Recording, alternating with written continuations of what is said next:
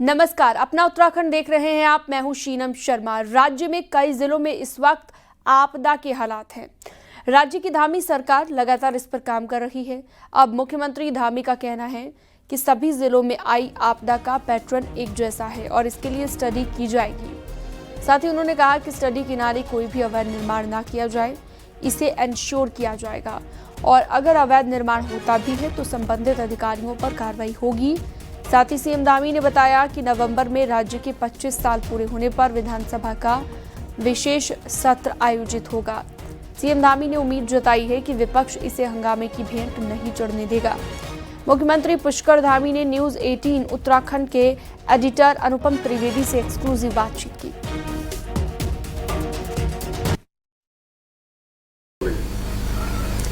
उत्तराखंड में पिछले कुछ दिनों से लगातार बारिश हो रही है, लैंडस्लाइड हो रहे हैं, जिसकी वजह से पहाड़ के कई जिलों में दिक्कत है। उत्तरकाशी, चमोली जो ऐसे जिले हैं कि जहां सबसे ज्यादा दिक्कत आई है और लगातार इन लैंडस्लाइडों के लिए आखिर क्या कुछ प्लानिंग है, क्या कोई स्टडी का प्रोग्राम है, इसी बारे में बात करते हैं। हमारे साथ उत्तराखंड के मुख्यमंत्री पुष्कर सिंह धामी जी। सर, ये जो लगातार लैंडस्लाइड हुए हैं, इनको लेके कुछ सर्वे वगैरह की बात है? देखिए, पिछले दिनों धराली में जिस प्रकार की आपदा आई है, तो इस स्थिति के लिए चूंकि ये सभी जगह एक प्रकार की स्थिति है और एक ही प्रकार का मलबा आ रहा है और बड़ी तेजी से आ रहा है, पता ही नहीं लग रहा है, रुक नहीं रहा है और कहीं दरारें भी आ रही। जैसे आज चमोली में मुझे बताया कि वहां पर कुछ दरारें भी आई हैं, लैंडस्लाइड के साथ दरारें आ रही हैं। तो ऐसे स्थानों के लिए हमने बाडिया इंस्टीट्यूट है, भारत सरकार का NDMA है, इन सब इसका जो है सर्वेक्षण करवाकर पूरी तरह से इसका एक रिसर्च कराएंगे कि आखिर ये क्यों हो रहा है और इसके लिए अगर हम कुछ और कर सकते हैं जिससे कि इन आपदाओं को रोका जा सके और उनके प्रभाव को कम किया जा सके। जी, पहाड़ में एक दिक्कत आई है मुख्यमंत्री जी की, जो नदी किनारे जो घाटियां हैं वो उनमें ज्यादा खतरा है और कंस्ट्रक्शन लगातार लोग करा ही रहे हैं। इसको लेकर क्या कोई ठोस रणनीति बनेगी?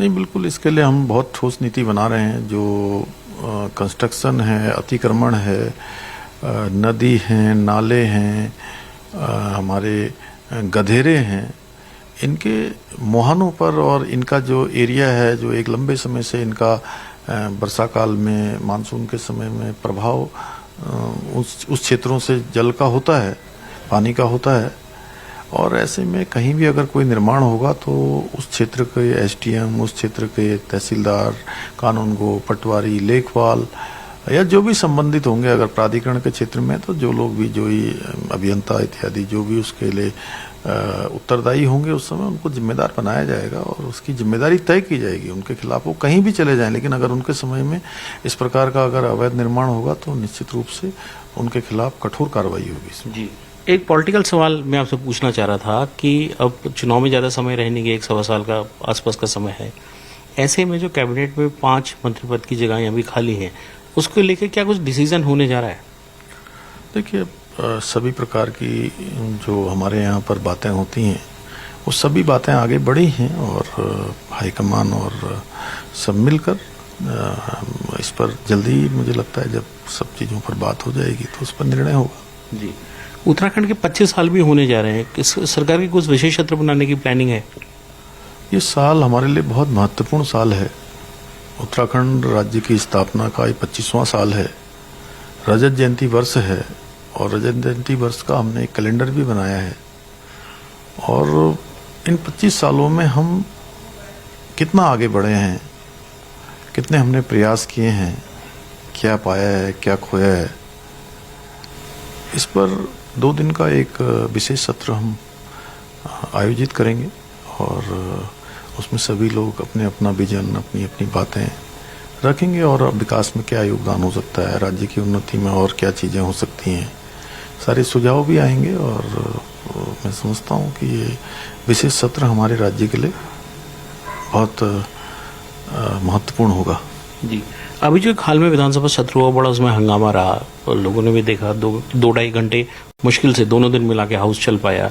तो जो विशेष सत्र होगा, क्या वो रीच आउट करेंगे अपोजिशन को कि कम से कम इस सत्र में तो सहयोग दे, क्योंकि तो राज्य से जुड़े मुद्दों पर बातचीत के लिए? बिल्कुल, हम विपक्ष से हमने वहाँ भी कहा था और भराड़ीसैंण गैरसैंण में भी हमने बहुत अनुरोध किया था उनसे कि चूंकि मानसून के बीच में इस सत्र वहाँ आहूत किया गया था और बहुत चुनौतियां थी सत्र को आहूत करने में। कर्मचारी, हमारे अधिकारी, सभी प्रकार के जनप्रतिनिधि लोग वहां पहुंचे थे, तो सत्र चलता तो अच्छा होता, बहुत सारे मुद्दों पर चर्चा होती। और इस समय हमारा प्रदेश आपदा से जूझ रहा है और हम सब के लिए एक अच्छा एक मौका था कि हम उन आपदा प्रभावित लोगों के साथ खड़े होते, चाहे वो धराली के आपदा पीड़ित हों, थराली के हों या श्याना चट्टी उत्तरकाशी के हों या राज्य के अन्य जनपदों में पैठानी सैंजी के हों, मुंशियारी क्षेत्र में आई हुई आपदा हो, पिथौरागढ़ में भी आपदा आई है,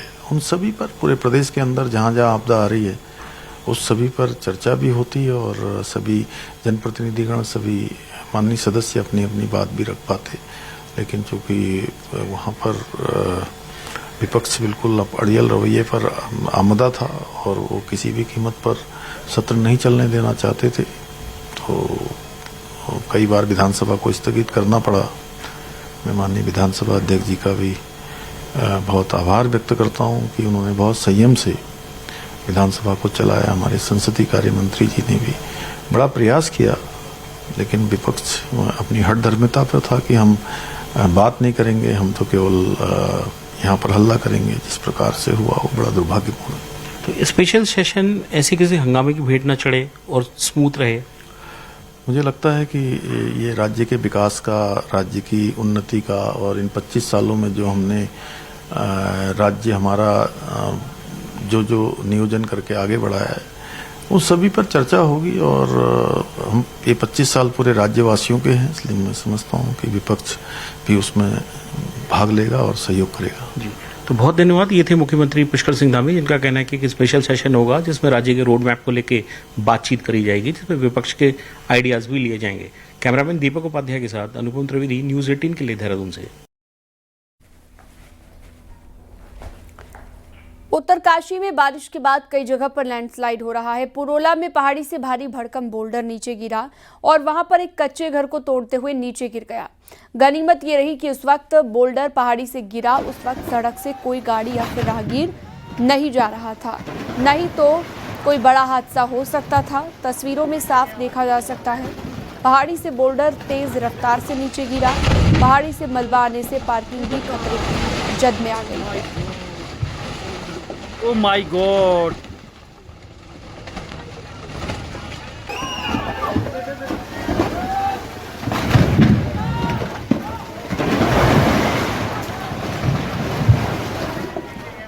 पिथौरागढ़ प्रशासन ने कनार से 2 लोगों को हेलीकॉप्टर की मदद से रेस्क्यू किया है। कनार रोड से 18 किलोमीटर की दूरी पर है और यहां पर एक महिला प्राकृतिक आपदा की चपेट में आने से घायल हो गई थी, जब एक पुरुष गंभीर रूप से बीमार हो गया। दोनों को हेली की मदद से जिला अस्पताल पहुंचाया गया, जहां पर फिलहाल उनका इलाज चल रहा है।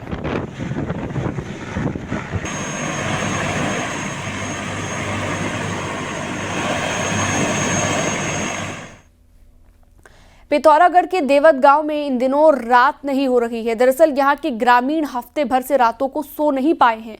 इस गांव में पहाड़ी से लगातार आफत बरस रही है। घरों में गिर रहे भारी बोल्डरों ने एक बच्चे की जान भी ले ली है। 40 से ज्यादा परिवारों पर हर वक्त खतरा मंडराया हुआ है। देखिए,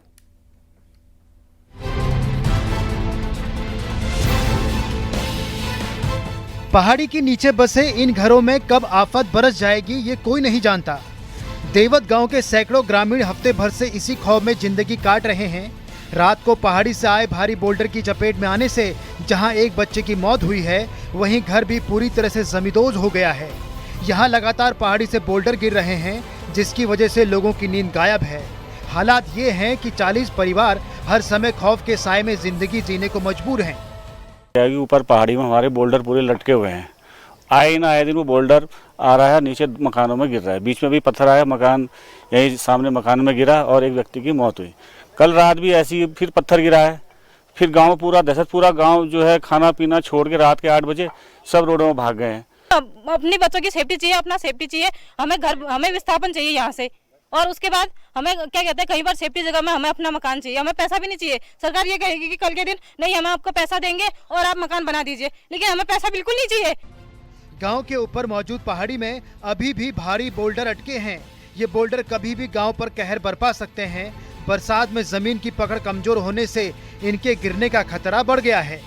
गांव में मंडराते खतरे के चलते प्रशासन प्रभावितों को राहत कैंप में ठहरा रहा है, लेकिन 40 परिवार विस्थापन की मांग पर पूरी तरह से अड़े हैं।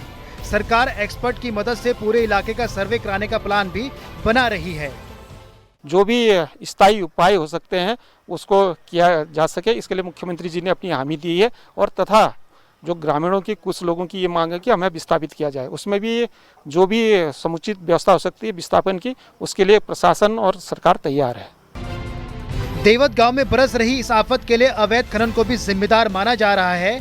गांव के ठीक ऊपर पत्थर और बजरी माफियाओं ने पहाड़ का सीना चीरा है। लगातार हुए खनन के चलते पहाड़ी काफी कमजोर भी हुई है। नतीजा ये है कि आज सैकड़ों की आबादी मौत के साए में जीने को मजबूर है। साफ है, आप देख सकते हैं मेरे ऊपर ये ऊंची पहाड़ी है। इस ऊंची पहाड़ी से लगातार बड़े बड़े बोल्डर यहाँ पर गिर रहे हैं, जिस कारण कई घर यहाँ पर टूट चुके हैं। एक बच्चे की मौत भी हो चुकी है। बीती रात भी भारी बोल्डर यहाँ गिरे थे, जिससे लोगों में दहशत है। आप देख सकते हैं जो बोल्डर ऊपर से गिर रहे हैं वो किस तरीके से तांडव यहाँ पर मचा रहे हैं। ये घर है, पूरे के पूरे घर की दीवार को तोड़ते हुए बोल्डर भीतर गया है। हालांकि बोल्डर यहाँ पर लोगों ने निकाल लिया है, लेकिन लोगों की जो डर है और दहशत है वो अभी भी यहाँ पर कायम है। और लोग सिर्फ एक डिमांड यहाँ पर कर रहे हैं। तकरीबन 40 के आसपास के ये परिवार हैं जिन पर यहाँ पर हर वक्त खतरा मंडराया हुआ है। इन परिवारों की एक मांग है कि उन सभी को यहाँ से कहीं सुरक्षित स्थान पर विस्थापित किया जाए। विजयवर्धन उप्रेती, न्यूज़ 18, पिथौरागढ़।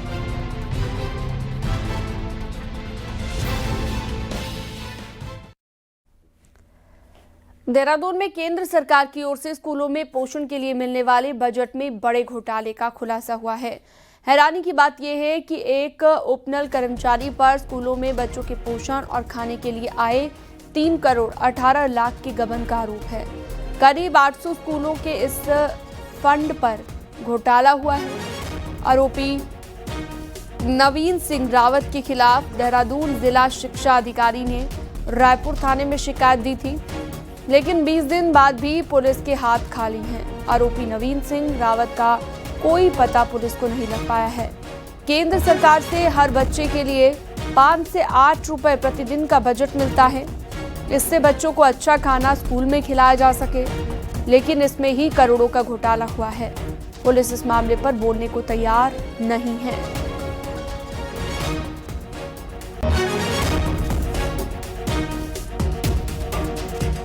जो कर्मचारी था उसने बताया सर कि मैं तो अपने खाते में जमा कर रहे हैं, मेरे पर बहुत कर्ज हो गया था। फिर हमने तो डिटेल जांच की तो 3 करोड़ 18 लाख रुपए की धनराशि उसने अपने खाते में ट्रांसफ़र करके दी।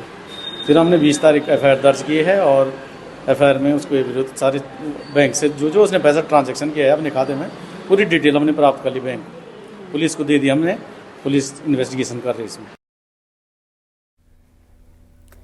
हल्द्वानी में 2 महिलाओं के बीच हुई चाकूबाजी खूब चर्चा में है। यहाँ के हाथीखाल इलाके में रहने वाली 2 महिलाएं आपस में मोटी और पतली को लेकर भिड़ गई। दोनों के बीच बात इतनी बिगड़ गई कि एक महिला ने दूसरी के पेट में चाकू घोंट दिया। इस घटना का वीडियो सोशल मीडिया पर तेजी से वायरल है। चाकू मारने वाली महिला और घायल होने वाली महिला के बीच गांव वाली भाभी और ननद का रिश्ता है। घायल महिला फिलहाल अस्पताल में जिंदगी की जंग लड़ रही है, जबकि चाकू मारने वाली महिला को पुलिस गिरफ्तार कर जेल भेज चुकी है। पुलिस के मुताबिक दोनों महिलाओं के आपसी रिश्ते अच्छे नहीं थे और आए दिन इनके बीच झगड़े होते रहते थे। इतना ही नहीं, तल्ख रिश्ते चाकूबाजी की वजह बने। घटना के एक दिन पहले ननद ने भाभी को मोटा कहकर ताना मारा था, जिसके बाद वो नाराज थी। यही वजह है कि इवनिंग वॉक के दौरान नाराज भाभी ने ननद को चाकू। कोई चोटी लगी, कोई नुकसान नहीं हुआ।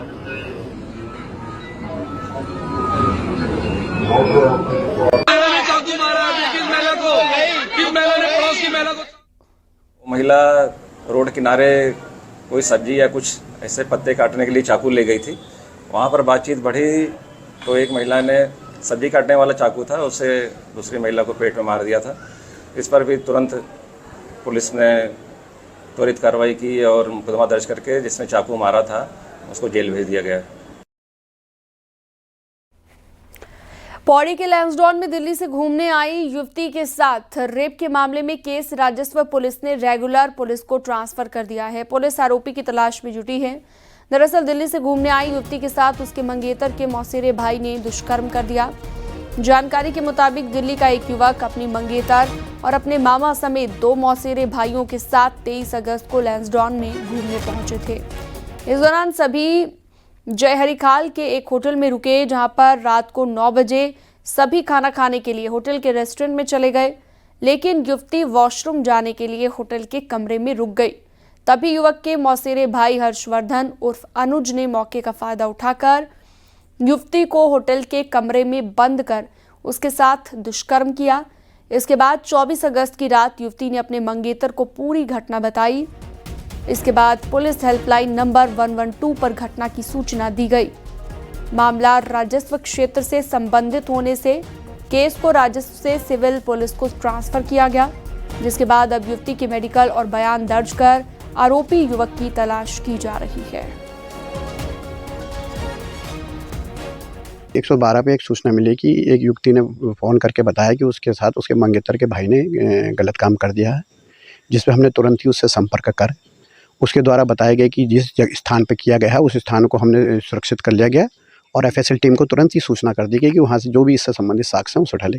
क्योंकि ये मामला राजस्व क्षेत्र का होने के कारण हमने इसमें 0 एफआईआर करके संबंधित राजस्व विभाग को प्रेषित कर दी गई रिपोर्ट। हरिद्वार में बीजेपी पार्षद पर कांग्रेस के पूर्व पार्षद को फोन पर जान से मारने की धमकी देने और गाली गलौज का आरोप लगा है। नगर कोतवाली में मुकदमा दर्ज किया गया है। सोमवार की सुबह वार्ड नंबर 6 भीमगौड़ा में रामलीला मैदान के बाहर जमा अवैध कब्जे को हटाने को लेकर 2 पक्षों में विवाद हुआ था, जिस पर दोनों तरफ से मिली शिकायत पर क्रॉस एफआईआर दर्ज हुई। इसके बाद सोमवार की शाम को वार्ड नंबर 6 के भाजपा पार्षद सुमित चौधरी ने पूर्व पार्षद कैलाश भट्ट को फोन कर भद्दी गालियां दी और जान से मारने की धमकी भी दी गई।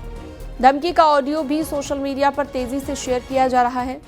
पूर्व पार्षद कैलाश भट्ट की ओर से नगर कोतवाली में दी गई शिकायत के आधार पर बीजेपी पार्षद सुमित चौधरी और एक अन्य के खिलाफ मुकदमा दर्ज कर लिया गया है।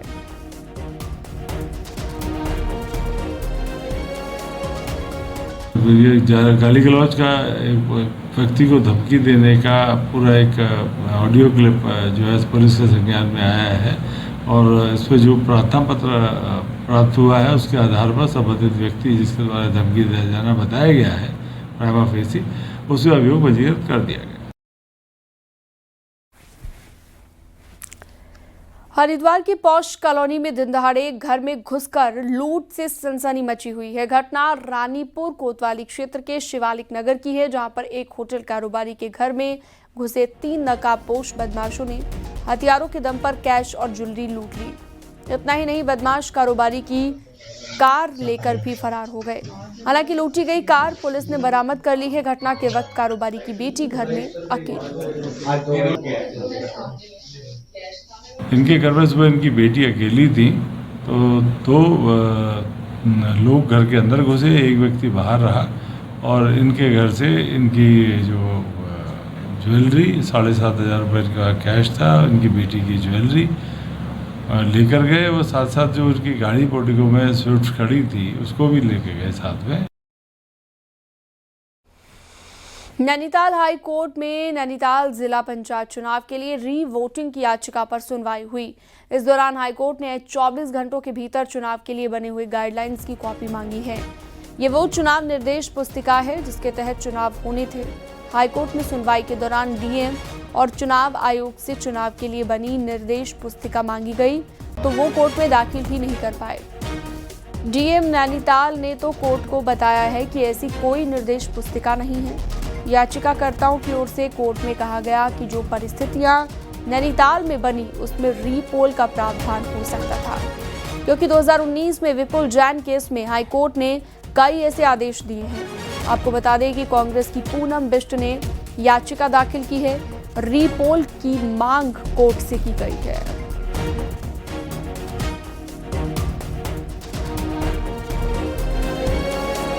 देहरादून में नगर निगम की बोर्ड बैठक में जमकर हंगामा हो गया। मीटिंग शुरू होते ही हंगामा हो गया। दरअसल मीटिंग में बीजेपी पार्षदों ने कांग्रेस के पार्षदों पर गैरसैंण में हुए मानसून सत्र में रात को सदन के अंदर सोने को लेकर तंज कसा, जिसके बाद कांग्रेस के पार्षद भड़क गए। बीजेपी और कांग्रेस पार्षद आमने सामने आ गए। हंगामे के बीच निगम ने कामकाज भी निपटाया। पिछली बैठक के 6 प्रस्तावों पर चर्चा की गई। 26 नए प्रस्ताव बोर्ड के सामने रखे गए और पास भी किए गए। बैठक में खासतौर पर पालतू कुत्तों और सफाई व्यवस्था पर सख्त नियम बनाए गए।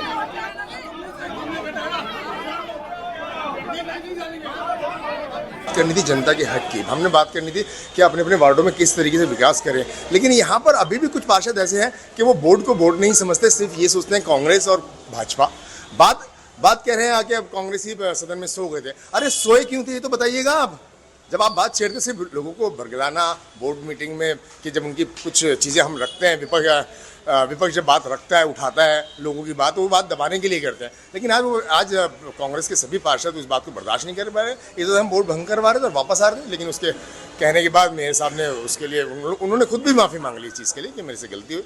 थोड़ी बहुत नाराज़गी भी रहती है, थोड़ी बहुत अच्छाई भी रहती है। जैसे कूड़े के विषय में लोगों ने कहा ये कमी है, पर मैंने कहा पहले से सुधार हुआ है, तो सबने कहा हाँ सुधार हुआ है। तो ऐसा चलता रहता है और सुधार भी चलता रहता है। कहीं ना कहीं कमी भी रहती है। 100% तो मुझे लगता नहीं किसी भी जगह सफल हो पाएगा।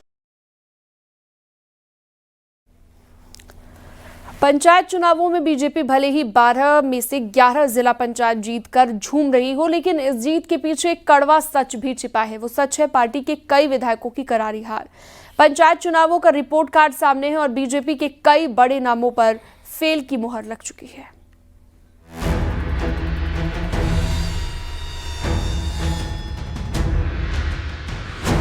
2027 विधानसभा चुनाव से पहले पंचायत चुनाव को बीजेपी ने सेमीफाइनल की तरह लड़ा। अब देहरादून को छोड़ बाकी जिला पंचायतों की कुर्सी तो बीजेपी ने जीत ली, लेकिन विधानसभा लेवल पर कई विधायक जनता की कसौटी पर बुरी तरह फेल हो गए। अब बीजेपी संगठन ने इन फेल चेहरों का रिपोर्ट कार्ड भी बना लिया और ये रिपोर्ट कार्ड कई राज खोलता है। आंकड़ों पर गौर करें तो थराली के विधायक भोपाल राम टमटा ने जिला पंचायत की 11 में से 9 सीट गंवा दी। ब्लॉक प्रमुख की भी 4 में से 2 सीट बीजेपी यहां हार गई। कर्णप्रयाग विधायक अनिल नौटियाल जिला पंचायत में 7 में से 5 सीटों पर हार गए। केदारनाथ विधायक आशा नौटियाल जिला पंचायत की 8 में से 8 सीटों को हारकर सुपड़ा साफ करवा बैठी। घनसाली के शक्तिलाल शाह और धनौल्टी के प्रीतम पवार ये दोनों 9 में से 7 सीटें हार गए। विकासनगर विधायक मुन्ना सिंह चौहान भी 6 में से 5 सीटें हार गए, जबकि ऋषिकेश विधायक प्रेमचंद अग्रवाल एक भी सीट नहीं जीत पाए और ब्लॉक प्रमुख की कुर्सी भी चली गई। मंत्री सतपाल महाराज 6 में से 4 सीटें हारे तो तीनों ब्लॉक प्रमुख भी बीजेपी यहां हार गई। गंगोलीहाट के फकीर राम टमटा 9 में से 8 सीट हार गए और दोनों ब्लॉक भी हारे। वहीं जागेश्वर विधायक मोहन सिंह मेहरा को 9 में से 8 सीटों पर करारी शिकस्त मिली। नैनीताल विधायक सरिता आर्य 7 में से सिर्फ 1 सीट जीतने में कामयाब रही। देखिए, हम लोग जीत की भी समीक्षा करते हैं, हार की भी समीक्षा करते हैं। हार की समीक्षा के दृष्टि से हमने बीच में इस प्रकार की चर्चाएं की है। अभी जो विधानमंडल की बैठक थी उसमें हमारे जो प्रभारी दुष्यंत गौतम जी ने उन सब विधायकों से चर्चा भी की है और भविष्य में ग्राउंड में अपने काम को बढ़ाएं, लोगों की नाराजगी को दूर करें, कार्यकर्ता सोना स्थापित करें। इसके बाद किसी दिन निर्देश दिए गए हैं। बीजेपी अब इस रिपोर्ट कार्ड की गहराई से समीक्षा करने वाली है। हार की वजह पूछी जाएगी, नए टारगेट दिए जाएंगे और चेतावनी भी दी जा सकती है। चेतावनी ये कि 2027 में टिकट चाहिए तो फेल ग्रेड बदलना होगा, वरना टिकट तो कटेगा ही, सियासी करियर भी खतरे में पड़ जाएगा। जहाँ पर कमी रही या जिन विधायकों की परफॉर्मेंस में ये रहा कि भाई थोड़ा और बेटर हो सकता था, उनके साथ बैठकर वहाँ की विवेचना होगी। पार्टी का ये अपनी एक कार्यशैली है, क्योंकि हम जनता के प्रति जवाबदेह हैं और जनता जो हमसे अपेक्षा करती है उस पर खरा उतरना हमारी नैतिक जिम्मेवारी है। पंचायत चुनावों के इस रिपोर्ट कार्ड ने बीजेपी की अंदरूनी सियासत में हलचल मचा दी है। चेहरे वही हैं, लेकिन अब भरोसा डगमगाने लगा है। 2027 ज्यादा दूर नहीं है। विधायकों ने परफॉर्मेंस सुधारी तो ठीक, वरना टिकट आवंटन में पार्टी इस रिपोर्ट कार्ड को भी आधार बना सकती है। देहरादून से न्यूज़ 18 के लिए सुनील नवप्रभात की रिपोर्ट।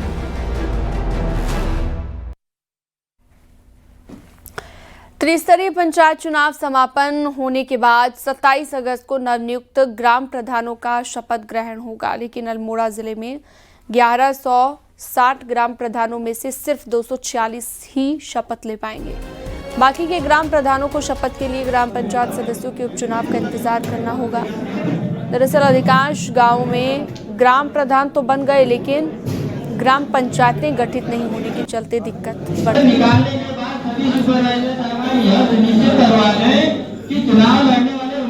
देखिए, हमारे वहाँ केवल 20% ग्राम पंचायतें ही संगठित हो पाई हैं, क्योंकि 8000 कुछ हमारे पास वार्ड मेंबर के थे, इसमें से 2000 वार्ड मेंबर के सदस्यों पे ही चुनाव हो पाया या नामांकन हो पाया।